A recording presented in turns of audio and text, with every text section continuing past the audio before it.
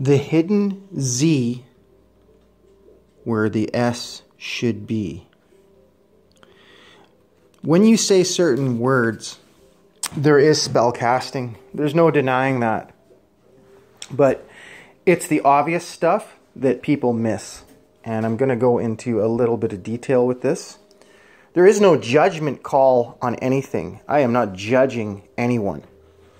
I am merely pointing out facts that are continually overlooked. The word is never ends with an S sound. Otherwise you would say is. The word has never has ended with an S sound. Otherwise you would say has. The word whose has never ended with an S sound. Otherwise you would say whose. Cares never ended with an S sound. Otherwise you would say cares. Suppose never ended up with an S sound. Otherwise you would say suppose. My point is, at least half of the words that you use that end with an S are pronounced with a Z or a Z. And no one seems to understand that or acknowledge it.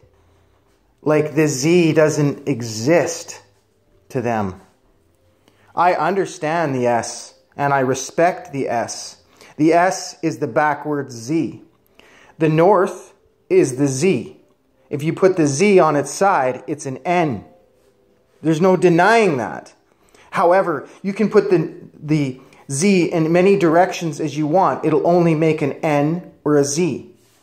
The only way to make the Z an S is to look at it from the other side. Just something to think about. So, I hope you understand what I'm saying, because I don't think I was unclear about it. Or I could say was, and has, and his, and whose, and cares, and supposed to be.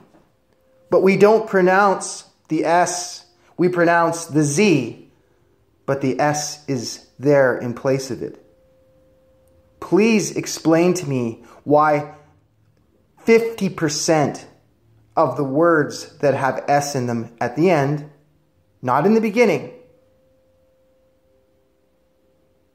sound like a fucking Z.